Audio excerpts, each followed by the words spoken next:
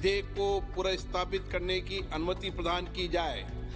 जो सदस्य वित्त मंत्री निर्मला सीतारमण ने संसद में अंतरिम बजट पेश किया। इस दौरान उन्होंने मोदी सरकार की योजनाओं का बखान किया। निर्मला ने टैक्स स्लैब में कोई बदलाव नहीं किया और न ही सैलरीड क्लास को कोई फायदा दिया। As for tax proposals, in keeping with the convention, I do not propose to make any changes relating to taxation and propose to retain the same tax rates for direct and indirect taxes, including import duties. Nirmala Sitharaman के budget में महिलाओं और बच्चों पर खास ध्यान रहा। इसके साथ ही उन्होंने जीडीपी पर जोर देने की बात भी कही। रक्षा खर्च में भी बढ़ोतरी की गई, लेकिन मिडिल क्लास के हाथ खाली रहे।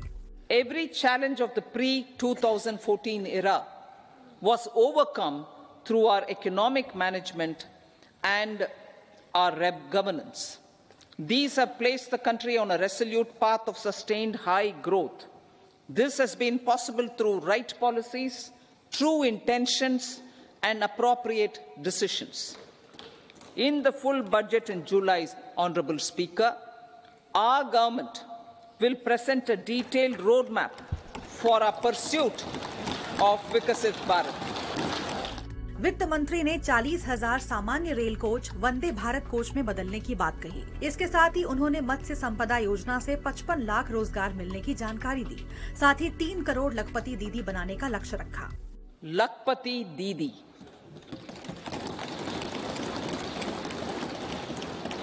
83 lakh SHGs, 83 lakh SHGs with 9 crore women are transforming rural socio-economic landscape with empowerment and self-reliance. Honorable Speaker sir, their success has assisted nearly 1 crore women to become Lakpati Didi already. They are an inspiration to others.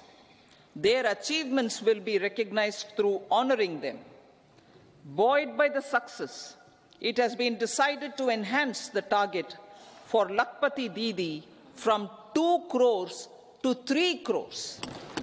प्रधानमंत्री नरेंद्र मोदी ने अंतरिम budget को युवा, गरीब, महिला और किसानों पर केंद्रित बताया।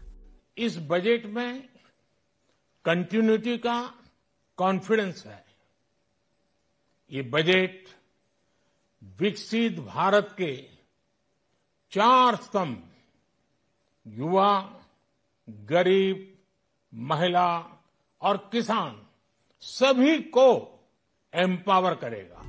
एक्सपर्ट्स का मानना है कि मोदी सरकार के इस बजट से इंफ्रास्ट्रक्चर, पावर और बैंकिंग सेक्टर को फायदा होगा। सबसे बड़ा फायदा होगा पावर सेक्टर को, दूसरा इंफ्रास्ट्रक्चर सेक्टर को, तीसरा बैंकिंग सेक्टर को, और जैसा कि इस बार के बजट में बताया गया है फिशरीज को भी बहुत फायदा होगा, टूरिज्म डेवलपमेंट को भी बहुत फायदा होगा। क्योंकि टूरिज्म को फायदा होगा तो इससे एविएशन इंडस्ट्रीज को फायदा होगा, होटल इंडस्ट्रीज को फायदा होगा, और सबसे ज्यादा इम्पोर्टेंट चीज इस बार जो की गई है वो है रूरल डेवलपमेंट। केंद्रीय वित्त मंत्री निर्मला सीतारमण ने मोदी सरकार के दूसरे कार्यकाल का आखिरी बजट पेश किया है।